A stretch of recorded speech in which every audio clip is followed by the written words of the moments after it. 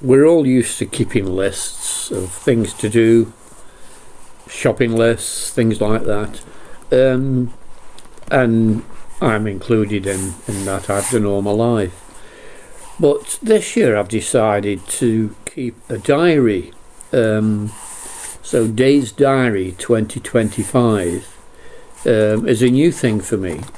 So I thought I'd make some notes on that.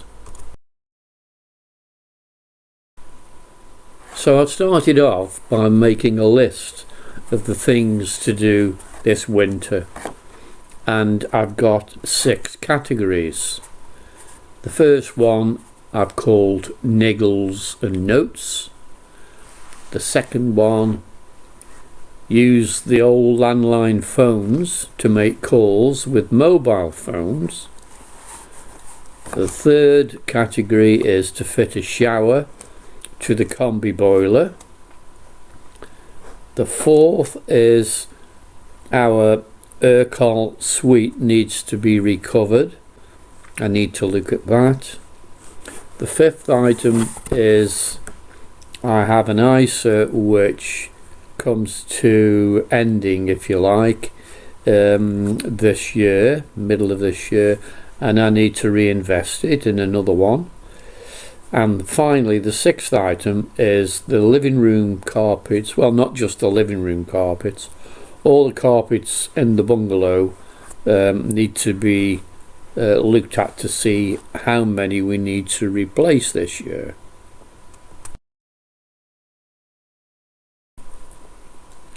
So let's just fill in a little bit about the 6 categories. Bearing in mind that my intention is not to start at number 1, complete all those and then move to number 2. That isn't how I work. What I tend to do is dip into subjects when the mood takes me, if you like, and I have an idea.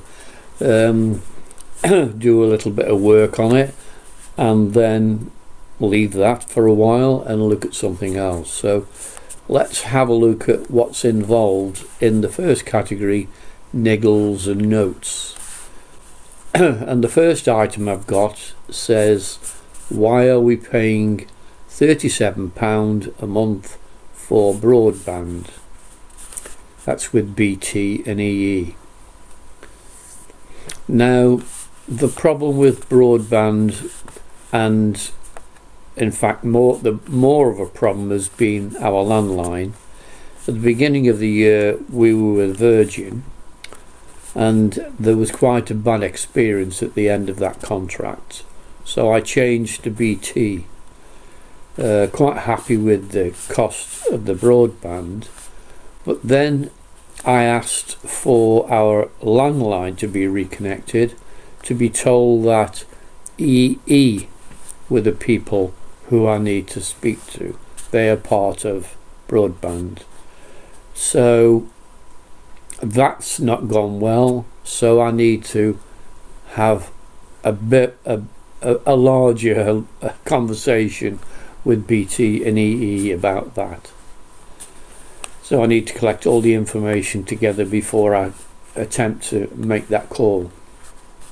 The second item says lost parcel. We lost a parcel that we sent to our daughter over Christmas, and actually I think this item is more or less finished, because I've noticed last week we've had recompense for the amount that was in the parcel. So I'd still like to know what happened. I can only imagine it was stolen, and I'd like to know more details of that. The third item is to do with our front door. We have a composite door at the front which we bought in 2013, and I've noticed that one small panel on the front door is fading, and I need to check with the manufacturer to see if I can do something about that. Unfortunately, the manufacturer, I remember, was a company called Lister, who don't appear to be there anymore, so I need to research that. The fourth item is to do with our spare bedroom. The spare bedroom for 20 years has been my study, and it's where I ran my businesses. Last year, Sandra, my wife, said to me, could we have this back as a bedroom? So I did some work on that, put some shelves in and so on, and my wife was quite happy, and I'm quite happy, apart from the fact I can see I didn't finish it off. So, you know, there are bits that I'd like to finish off. Then we come to revisit battery banks. This is something that I've researched over the last, I would say, 3 years, with the view of seeing if we can use a battery bank to power our 240 volt mains rather than being supplied by someone. So I'd like to revisit that with possibly a view of making a small model, say 1 battery. And then finally in this category, I'd like to carry on with our life. Now, my wife and I started to make some notes about our married life before Christmas with a view of making notes so that our grandchildren, when we completed, our grandchildren could listen to it and have a good laugh.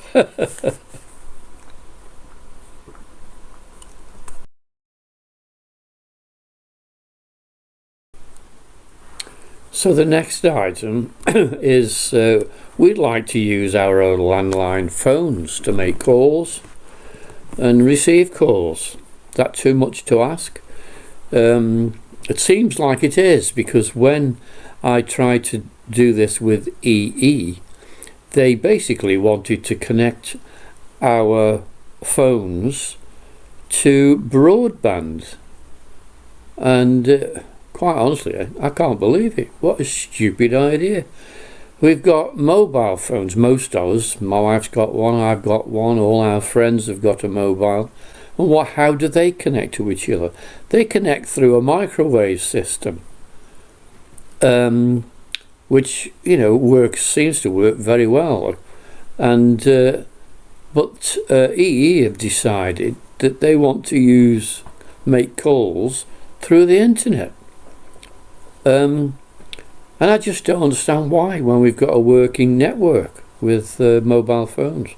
So my thought is to, because we've already got mobile phones, because we already pay a small amount every month on our mobile phones, why not use them and combine them with our old landline phones, so that when we get a call through our mobile phones, it immediately causes the landline phone to ring, and we can make our conversation with our landline phones, which are much easier to use.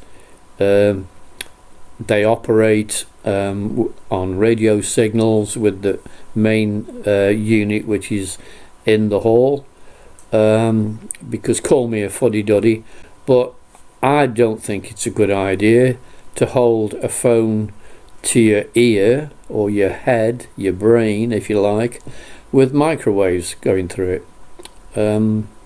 Something tells me that's not the right thing to do. So I'd like to get away from that and use our old landline phones.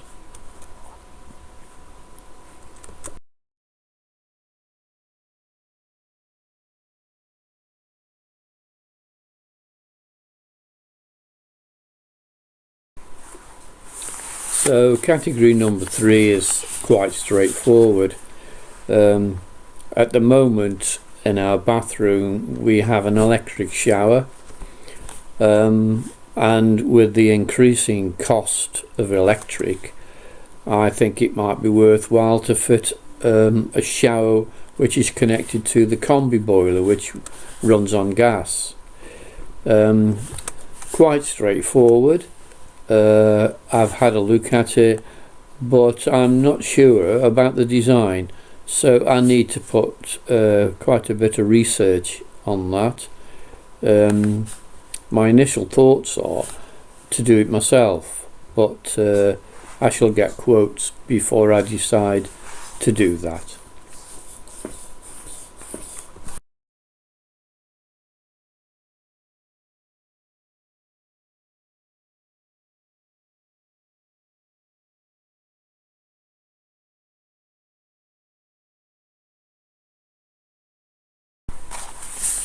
Category number 4 is to do with our Urquell suite that we have in the living room. It's getting on now, and it's showing its age with the upholstery, but it's a beautiful suite. We love it. It's wooden frame, beech wooden frame, with tapestry cushions, and we just love it.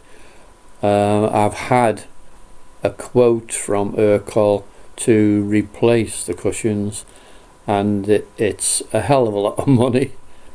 So at the moment I feel that I need to do more research to see if I can do it for less.